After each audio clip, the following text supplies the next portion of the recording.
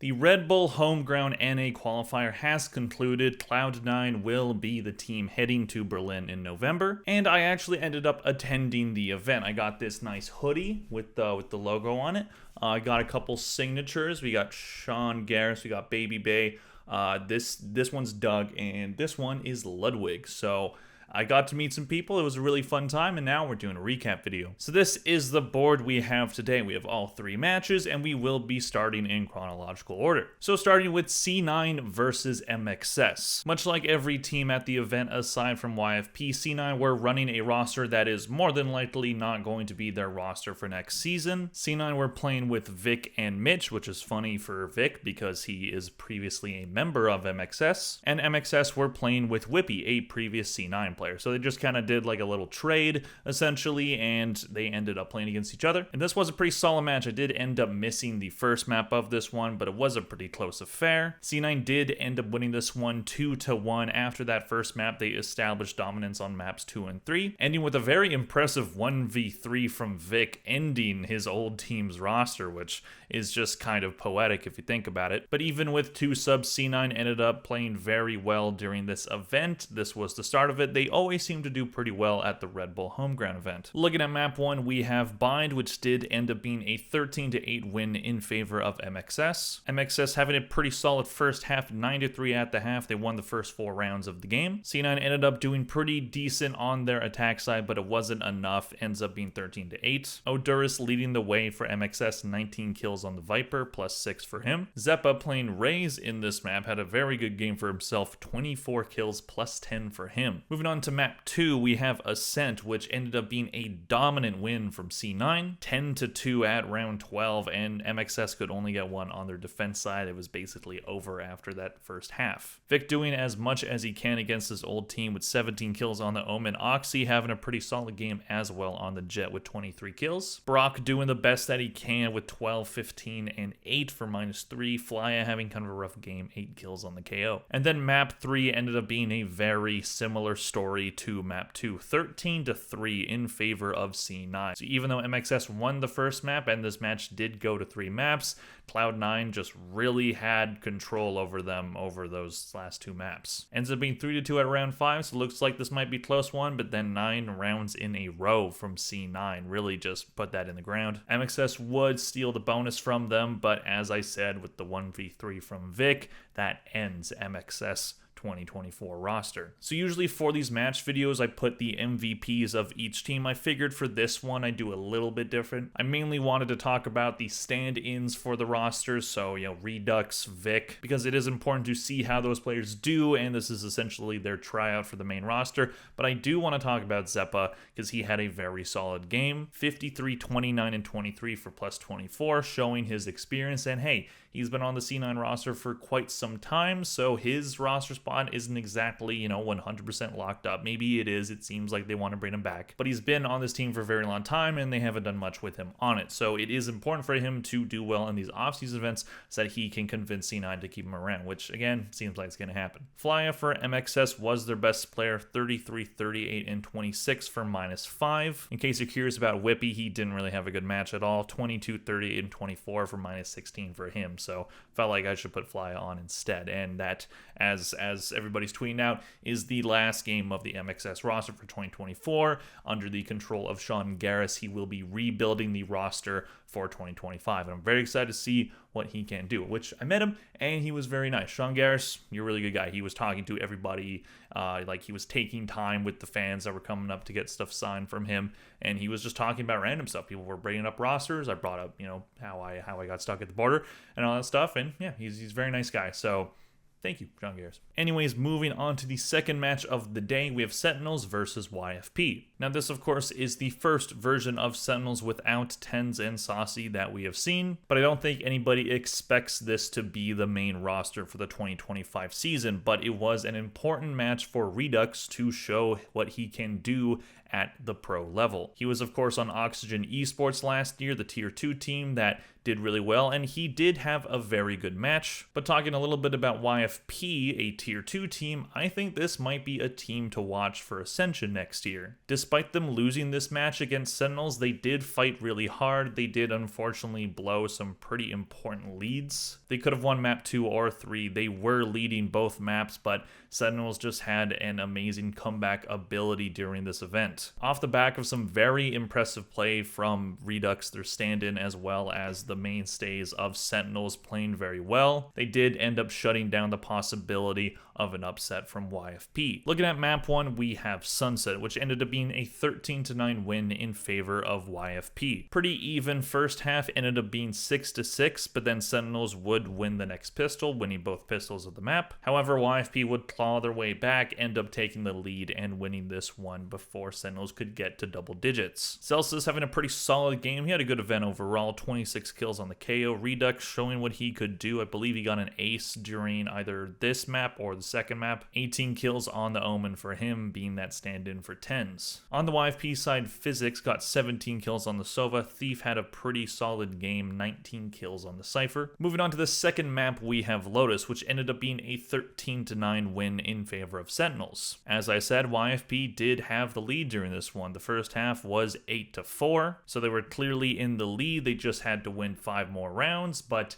that did not end up happening. After that 8-4 half on attack, which Lotus is known to be pretty attacker side. If you look at pro matches this year, a lot of times the attacker side is just dominating the other team. However, Sentinel's defense side had it locked down. They won the first 6 rounds of the first half. YFP would steal 1, but then 3 in a row from Sentinels ends this map. John QT having a pretty solid bounce back match, 20 kills on the Fade second, while definitely not as locked in as usual, still had a solid game with 22 kills on the Rays. Looking at the sub in Redux, 17 kills, definitely settled in a bit more during that second half. Jakey did what he could for YFP, 16 kills. Penny, 18 kills on the Neon. Definitely a decent amount of kills, but you're looking for a little less deaths there. And looking at our last map, we have Icebox, which ended up being a 14-12 win in favor of Sentinels. YFP yet again starting the map very solidly, 8-4 again. Sentinels looked to start that comeback early in the second half by winning the pistol and the second round.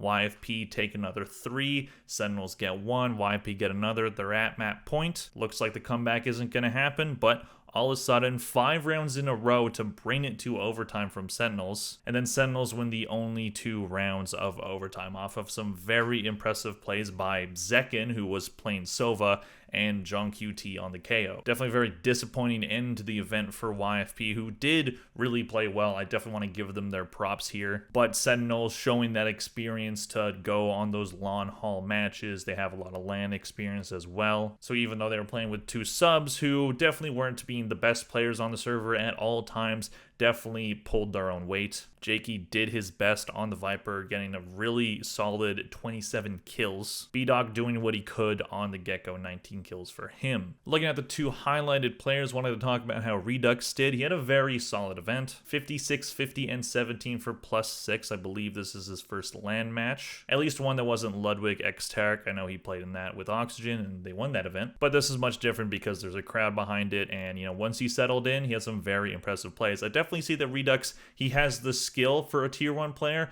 Unfortunately, he is 17. So while after this event, some people are clamoring for Redux to be a mainstay on Sentinels, and maybe them doing something like what Team Heretics did with Woot, I don't think that's what Sentinels end up doing. Maybe they look at Redux for the 2026 season, but I don't think he's going to be part of this roster. I think they're going to want a roster that is good from start to finish and not have to, sub someone out in like June or whenever he turns 18. Jakey, a former C9 player, he had 57, 49, and 21 for +8, bouncing back from what was a pretty mediocre first map for him. Definitely showed a lot of skill, and as I said, YFP seemed like a very dangerous team for tier 2.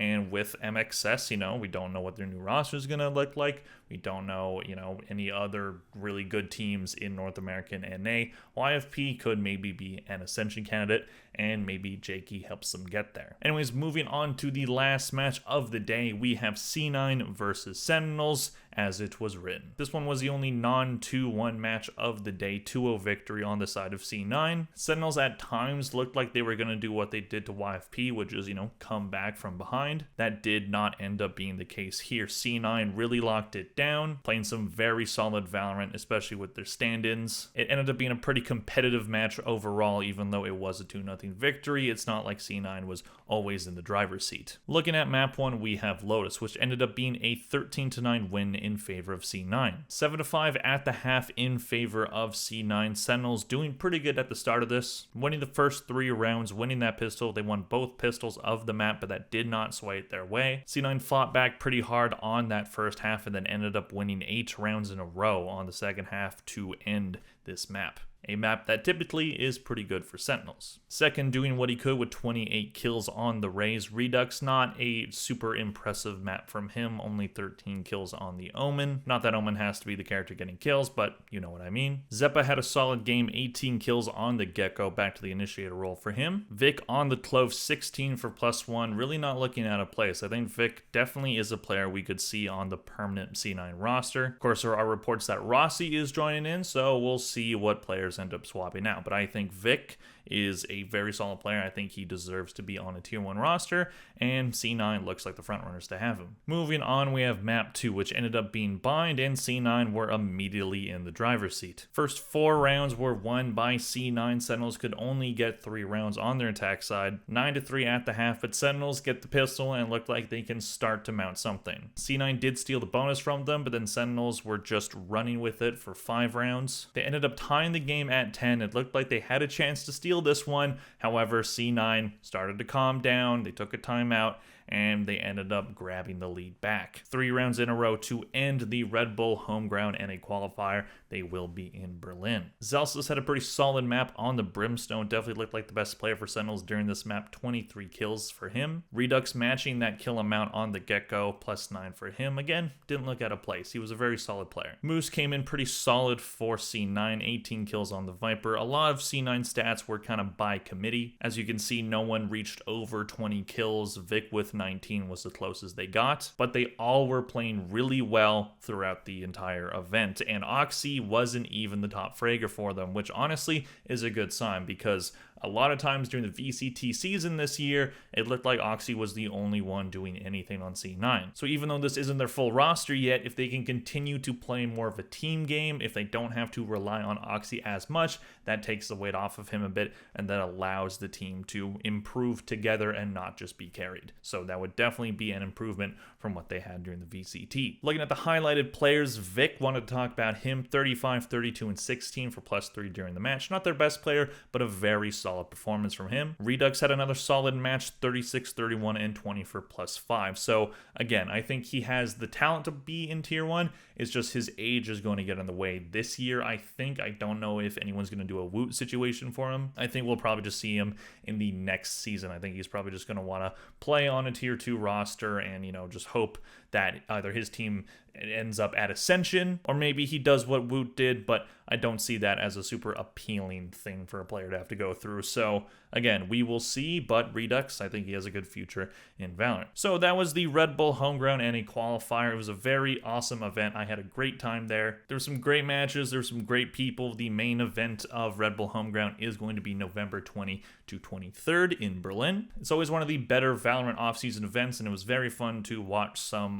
North American pro Valorant again. It's been a minute, especially after that heartbreaking M80 loss. Is definitely a little bit of a cleanser for me. So thank you to everybody at the event. Someone actually recognized me and took a photo. So if you're watching this, at me on Twitter and send me that, or just comment and then your contact info, and we can talk and get that photo. But hey, thank you so much if you're watching this one, and to everybody that I met there, thank you as well. All the casters, they were very nice. Doug and Baby Bay were super nice people. They were talking to people that were coming up to them and having real conversations. Sean Garris as well. I did get to meet Ludwig and Tarek very briefly. They were of course the busiest guys, including Tens. I didn't get to meet Tens, unfortunately, but you know, they were all very busy, and of course everybody's flocking to them as the priority. So you know, don't blame them for that at anything, but you know, it was awesome to see them. So that is everything I have to talk about. Let me know in the comments section down below what you thought of this qualifier tournament if you ended up watching it. Who do you think is going to take the Berlin event? Do you think C9 have what it takes? Do you think they're going to keep the same roster? What did you think of the subs? Please let me know everything in the comment section down below. Please like and subscribe if you enjoyed this video.